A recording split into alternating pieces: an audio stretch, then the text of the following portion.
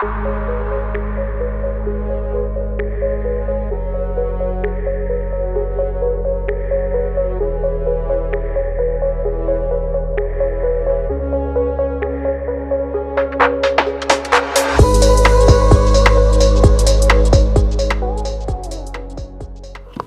I'm Shriya Sethi. I'm a senior expert associate partner with McKinsey, and I lead the social sector work that McKinsey does. Been in the sector for about a decade now, worked across government, non-profits, philanthropy organizations, across education.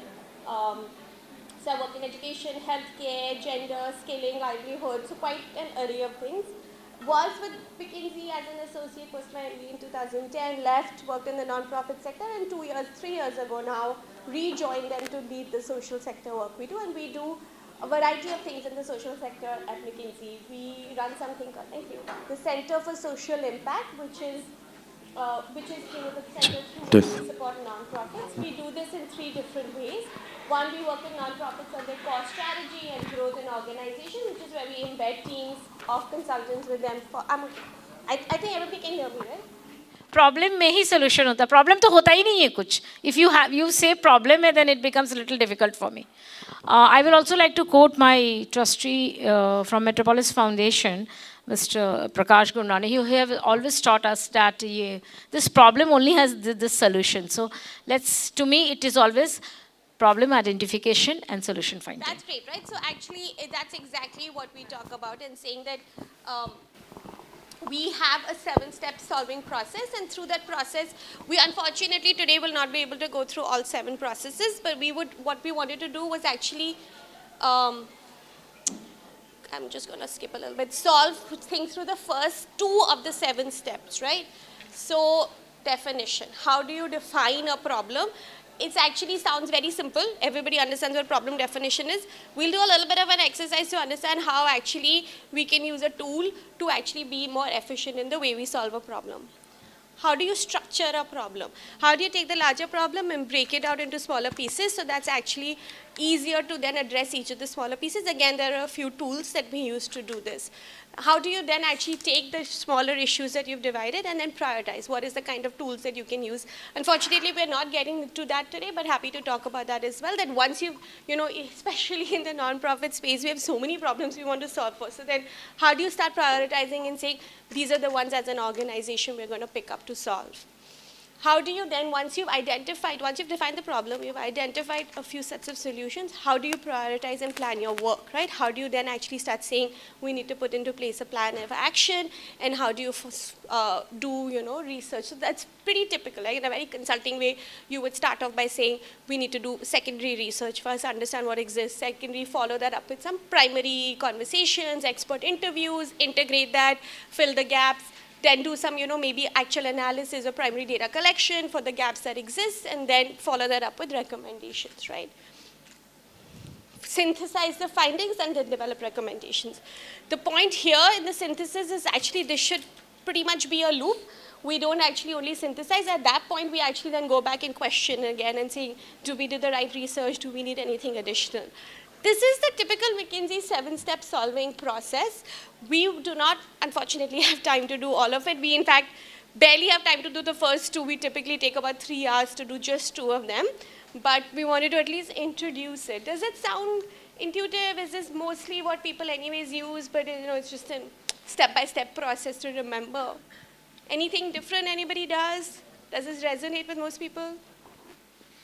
I think sometimes we miss a few steps, and I think that's critical to kind of be in, that presence of mind to actually follow a structure. Exactly. And then maybe the results are unrealistic. Exactly. And, it's very easy to do when we have like 3-month projects in consulting and saying, okay, step by step. When you have like long-term, couple of years, obviously it's much harder to do.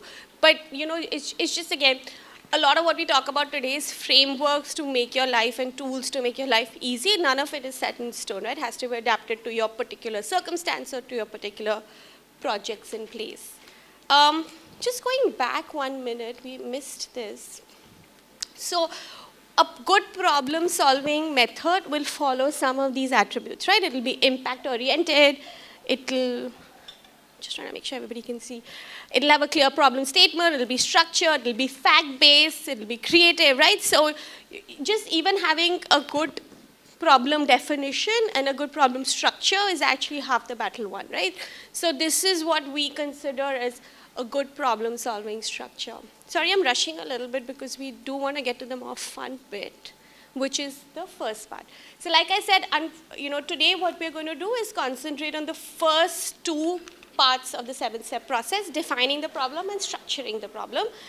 The way this works, the way this is fun is I'll introduce the concept, we'll understand it, and then we will do a little bit of breakouts, right? Like if it's okay with everyone, we'll do short 10-minute breakouts. Everybody can be in groups to just kind of understand for yourself what it looks like, and then maybe we'll share back some of them. So what is a problem statement, right? We all work in this in our current lives. We pick up a problem statement. It's a fundamental question we want to solve, right? All of us know this. Okay. Has anybody heard of the SMART framework that we use to think about it? Is anybody familiar with SMART? Anybody wants to share what that is? Specific, measurable. Yeah. So it's a very simple framework, right? So when we start defining a problem, so there was a clip here which I didn't show, right? But why we think this is important is that basically if we don't define a problem very clearly, we could basically be solving for different things, right? Even in the same team, in a different project, your understanding, my understanding, somebody else's understanding can be completely different for the same problem, right? So it's very important to have a clear problem definition so that there is complete alignment among team members, there is no miscommunication, and that is communicated across everybody, right? So to ensure that we follow this particular framework, like the gentleman rightly said, this is a very simple framework, but if we follow this, right, if we ensure that every problem statement is specific, what a specific means, it's focused, right? It's not vague. It's not saying, hey, you know what, I want to solve education for everybody in the world, right? It's specific, picks a certain thing we want to solve for. It's measurable. It's very important. I think measurable is probably the thing most people miss, right? You're not actually putting numbers to say, I want to solve education for children in Madhya Pradesh of class so-and-so by 50%, right? It's measurable, otherwise there's no accountability. It's actionable, right? So we know what we need to do. So problem statement itself is telling us what we need to do for it. It's relevant, right? I'm not solving for something in South Africa, right? I'm solving for something in India. It's relevant to me in my context, and it is time-bound. Time-bound and measurable, I feel, are the two things that very often we don't put into a problem statement itself. It's something, because then that's when it keeps on going, and becomes iterative. Again, I would say this is intuitive, but this is a framework that if every time we do a problem statement, we cross back and say, was my problem statement smart, will help us kind of think through and saying, are these 5 things accounted for? So let's take a quick example of this, right? Sample case. Local education NGO is evaluating potential and feasibility of introducing digital tools to boost in income. What is this? For this particular problem, the problem definition are examples, right? Should we consider and assess the impact of introducing digital tools on the organization's income and future in development? Why is this a bad problem statement? It's too obvious, right? It's not a problem statement. It's just saying the same thing with a question mark. Can you facilitate the organization's development and competitiveness? It's not measurable. It's not time bound. It's not actionable. It doesn't have the SMART framework. We don't use any digital tools now, but other NGOs are using them. It's not a problem statement. It's just a fact, right? So none of these are actually addressing it. Does anybody want to take a crack at saying if we had to put this particular statement as a problem statement using the SMART framework, what that might look like? Anybody, you can just put maybe take a minute here. Local NGO is evaluating potential and feasibility of introducing digital tools to boost income. In a particular, maybe we can define the city. Why don't you write it down? You have a pen and paper? Maybe take a crack at it. And so just keeping in mind this. It should be specific, it should be measurable, it should be actionable, relevant, and time bound.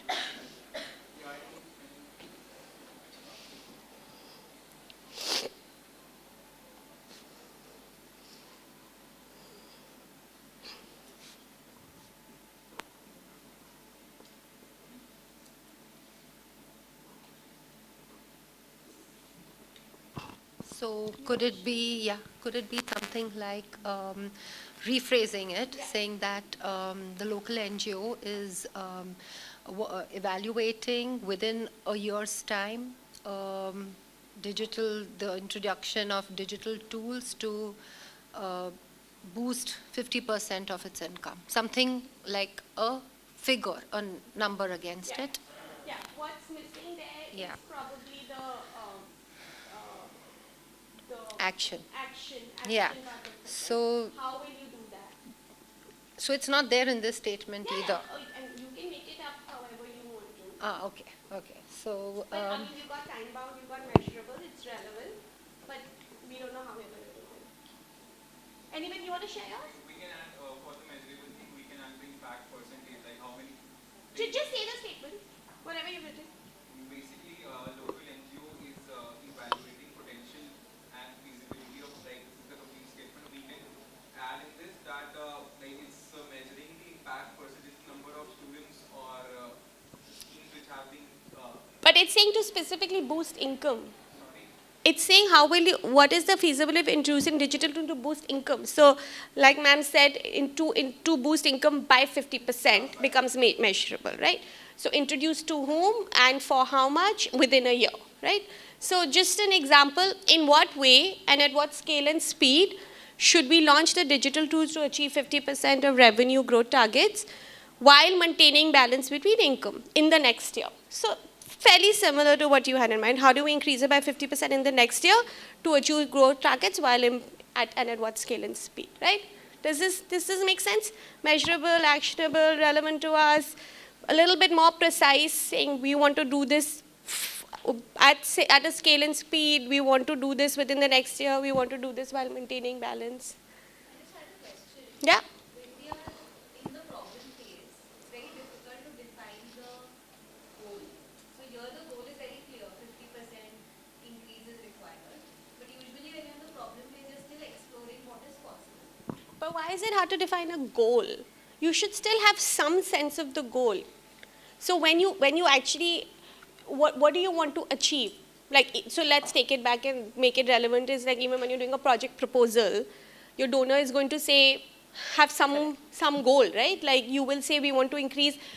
You can say that, okay, maybe you'll need a little bit of research to get to that point. I understand, right? But then when you start that project or when you start working on something, at that point in time, if you don't know, do you want it to be 10%? Do you want it to be 50%? Do you want it to be across the country? Do you want it to be in one city? So as specific as you can get, as much numbers you can put to it will help you design. And like I said, one is it'll help you design. The one is now everybody in the room knows what we are trying to do together, right? Otherwise, you might in your mind be saying, hey, I'm solving for speed, you are solving for scale, you're solving for, yeah. It's also a part, the research is almost a part of the problem definition process. Exactly. That will also actually come. So this is a basic statement. So this is the 6 things that actually address what you were saying, right? So these are the 6 things. I actually find these incredibly smart. What is the context? So basically this is saying that these are the things that you should know before you actually frame the problem statement. So in your context, a problem statement you might not have had these 6, so you need to still go get these 6 things to be able to then frame it, right? So if you feel you are not ready to do it, then do these 6 things.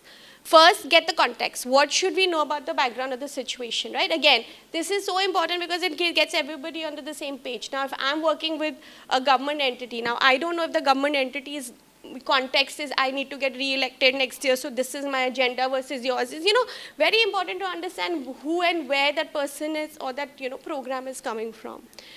What is the success criteria?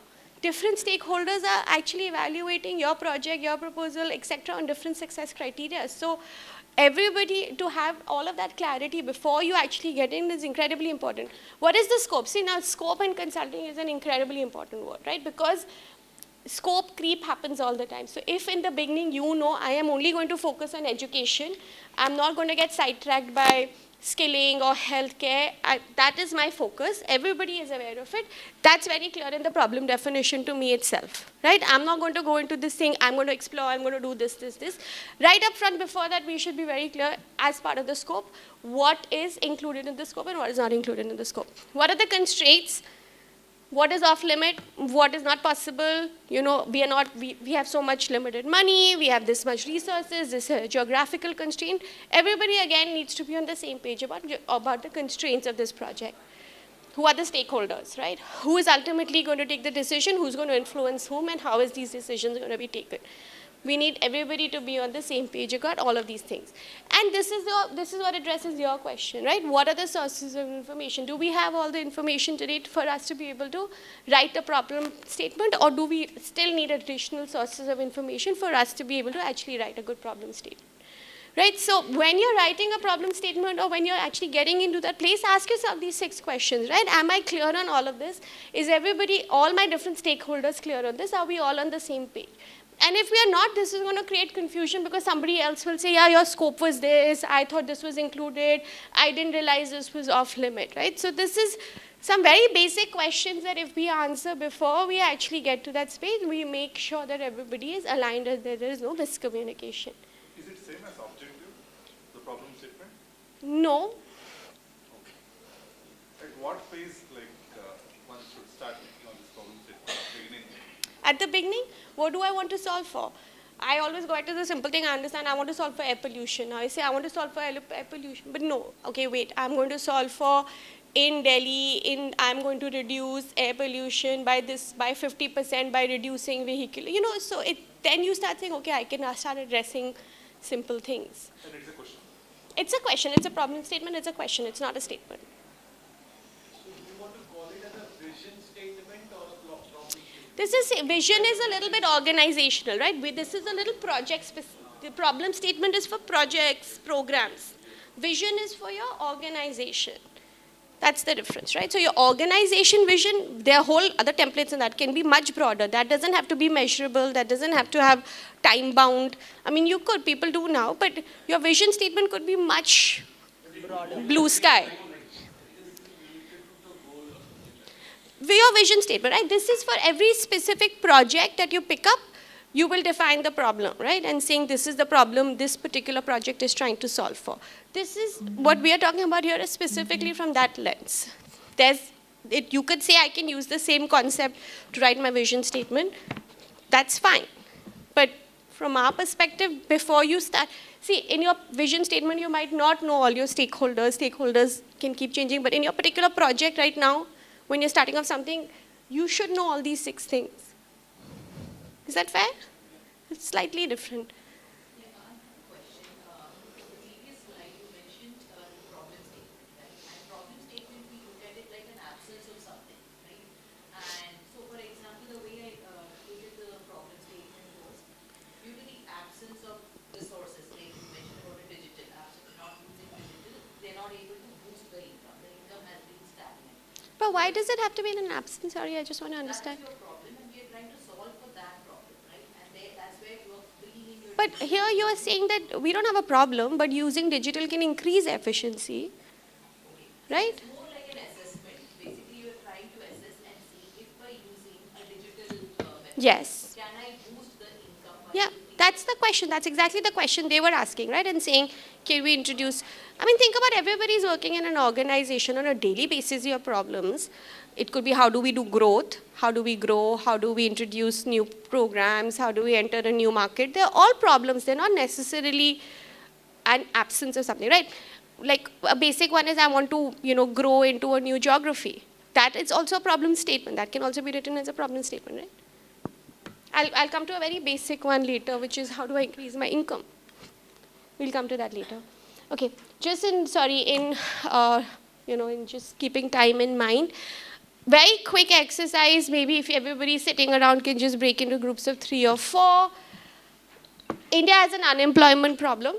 One reason for which is underskilled workforce. Skilling increases the chances of getting employed. I've kept it super simple, right? What should India do to skill its population? Simple. Can we write this? So let's assume you can take an idea, whatever, but let's assume you are Ministry of Skill Development for the country, for a state, maybe you're a CSR organization, maybe you're a non-profit, right? You can think about who you want to be and then write the problem statement for yourself to say, how would I, if I had to do this, what would my problem statement look like? Let's make it interesting. Let's say everybody's doing it for NSDC, like for the Ministry of Skill Development. Let's say all of us are Ministry of Skill Development, and this is the we know this is the thing. If we have to write, if we want to think about solving this, what would be our problem definition for this? Can we do it in groups? It's more fun because then we can discuss it, and it's. We will continue this, so please keep it, because the next exercise we do on problem structuring, we will continue the same example. Sure. We'll just take a few minutes.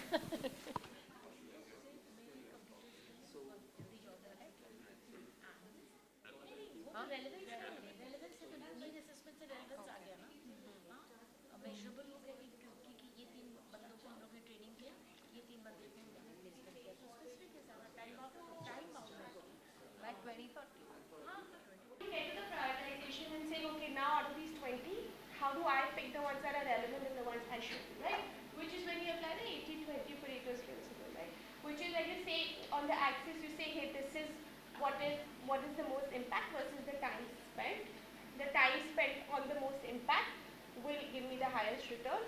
So even if something is really interesting for me to do, but it's going to require a lot of effort, time, money, I should not do it. Versus, it's like a lower hanging fruit thing, right? So you can take all these issues, map it on this 2x2, and then you will instantly realize that, hey, these are the issues that I should immediately, and it doesn't mean you don't do the rest, you start prioritizing and saying, hey, these are the ones that I need to do now because they have the highest impact, these are the ones that I can do later, right? Again, I feel like intuitively we do a lot of this, the second bit, but getting to the right set of solutions before we get to that is very important, right? Because if we don't have an exhaustive list of solutions, we will actually not do the prioritization properly, right? It will be an incomplete prioritization. So let's do a really quick example. How can I increase my disposable income by $50 in the next 60 days? That's a good problem statement, measurable, definitely. How would you break this down into issues? How would you break it down into smaller bits? It's pretty simple. How much do I spend in a month? So, how can I increase? Reduce spending and save. Reduce spending, increase saving. Increase saving. So, they're basically saying, how do I increase disposable income? That is by reducing spending and increase income. Increasing income. How do I can increase my income? I can reduce my spending. It's very clear, right? Now, we want to break this down. How do I increase income? By having second stream of income. Okay, by getting an additional job. By asking for raise. By asking for a raise. Switching jobs. By switching jobs. Absolutely. By taking on more like overtime work. Overtime work, yeah. Within the same job, getting overtime work. By educating myself. Yeah. Skilling myself. Absolutely. Yeah. How do I say, how do I reduce my income? Eat out less. Reduce socialization. Analyze the problem first. Maybe change homes, pay less rent. Yeah. Work on the frills and then see which frills gets reduced, Yeah. so that the major part comes in. Exactly. So pay less for same products, buy fewer things, buy less quality, etc. Right? So you get the idea. Buy fewer things, buy less food, less clothes, less right? Bring in assets, make more from investments, earn more at the side, start a side business, things that we said, right? Now bring in unexpectedly. Now why this illegally, legally? It's exhaustive, right? Then you can go back and say, hey, I can't do the illegally, but you're being exhaustive, right? And making sure you thought about everything possible. So So this is it, right? You take a problem statement, you broke it down, basically you get to a point where it then becomes actions or activity level things, and then you say, hey, what makes sense for me? I can't work more hours, I already work a lot. I can't really buy less things, I already buy a lot. Okay, you know what, I want to start going out less, right? And I want to like that. So, then you have a set of action and then you can start prioritizing and say which of these actually makes sense and then creating of that. Very simple, basic example to understand issue 3.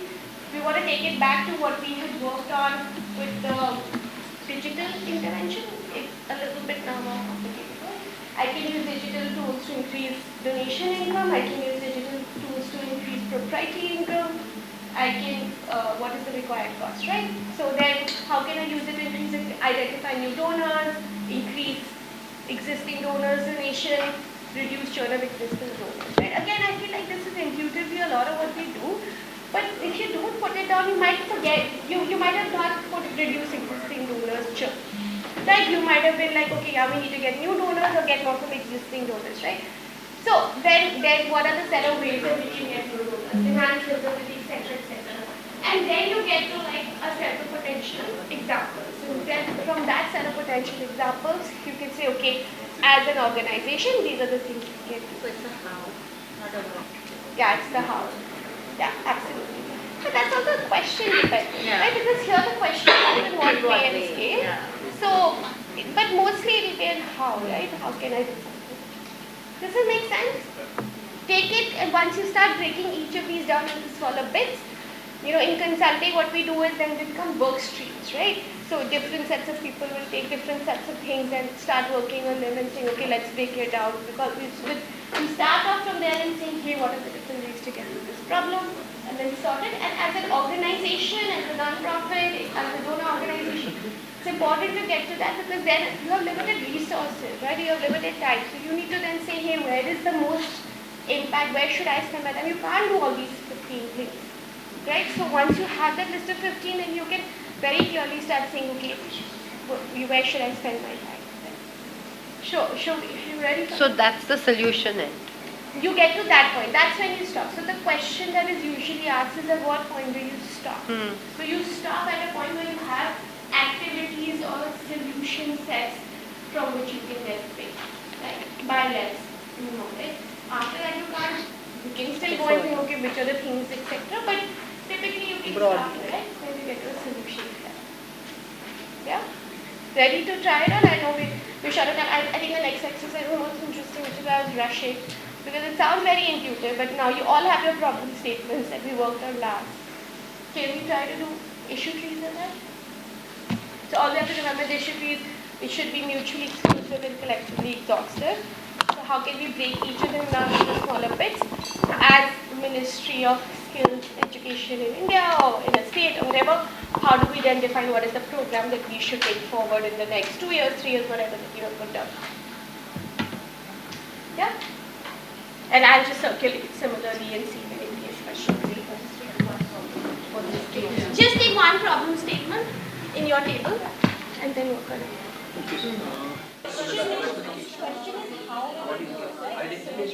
Discuss it, right? So I was studying time with them and then it was similar that we've said, okay, we divided either by age group. So we say we have, people who studied up till, have had no formal education, have studied up till 10th or have done higher education. So you first divided that, these are different sets, BC sets of people. Now for each of them, maybe the mode of doing it will be next, right? Do I do it offline? That's okay, right? Even if the mode for each of them, because that's still easy to say that, hey, this is an uneducated person who will be provided offline training. This is the person up to 10. So at that level, maybe there will be a little bit of an overlap, but your solution sets are different. The reason is that once you get to that set of solutions, you can map them on the 2x2 that we talked about and then say, okay, what is the priority, right?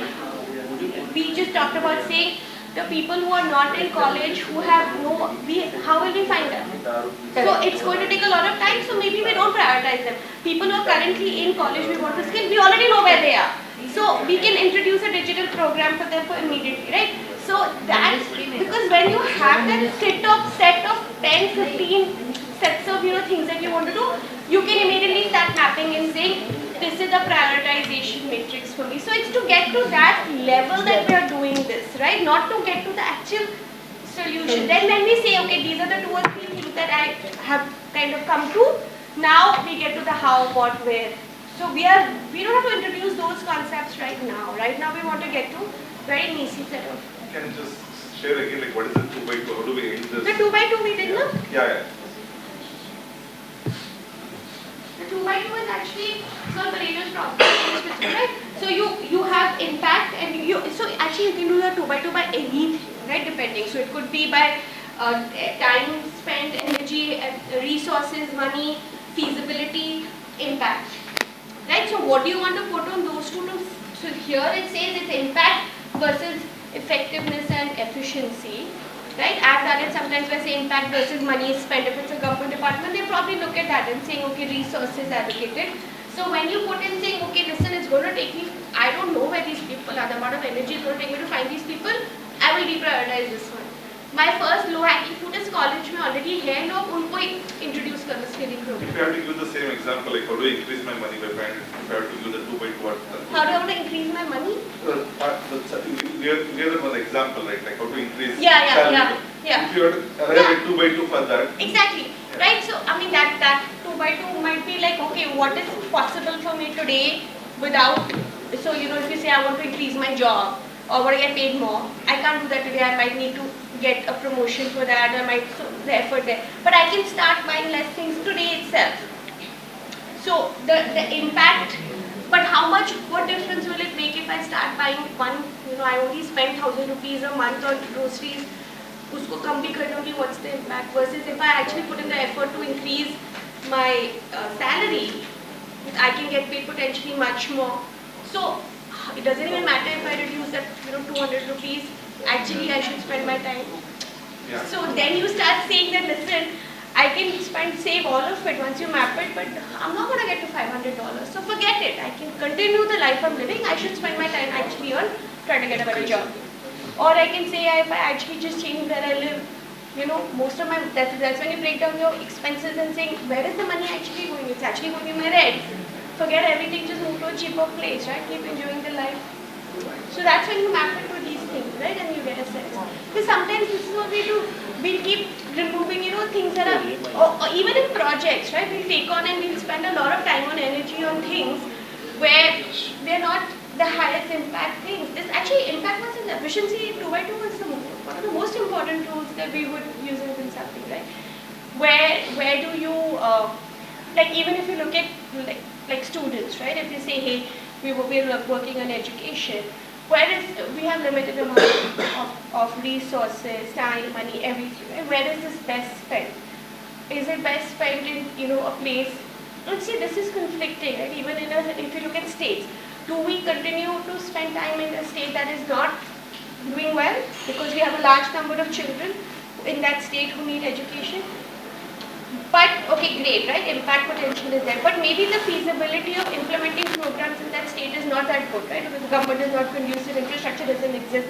Maybe the same amount of investment in a state which has already got good infrastructure might actually impact, because our thinking is always, let's go to the lowest, you know, states with the, but sometimes the same effort in a different area with slightly better infrastructure, because the feasibility or efficiency point comes in, will have larger impact, right? Because we sometimes don't like think about those things.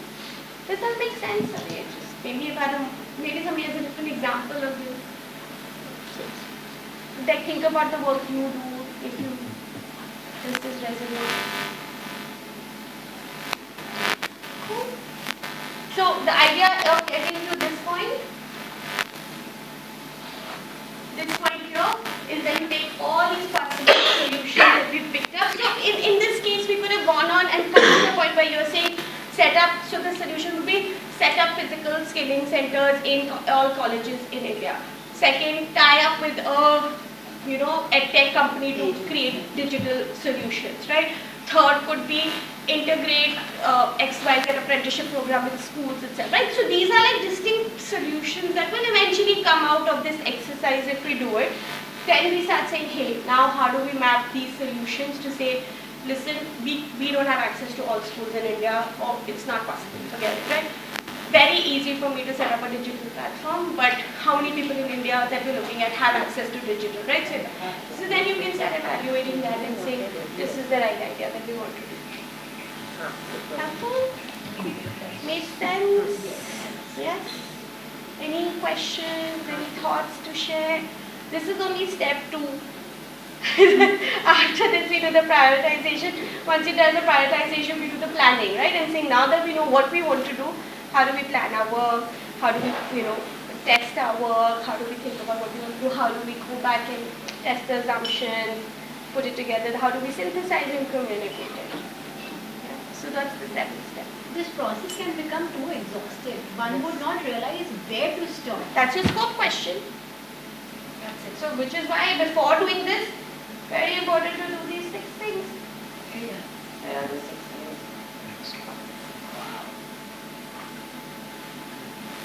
Which is why I said, I think this is one of the most important things. I completely agree, right? You can go but if you know what your constraints are, in this case, you'll be like, listen, the ministry, I have this much money, or have this much time, right?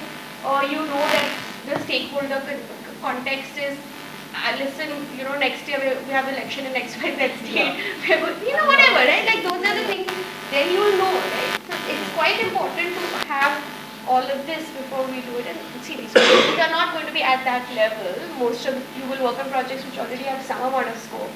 But if you start solving, this is what we were discussing on that table. If we just do the problem and we start solving it, we might go then through multiple processes and then keep coming back and saying, oh, you are working on the same thing I'm working on. Oh, but I hadn't thought about this. And you go talk to somebody and be like, oh, but I didn't even realize this is an option.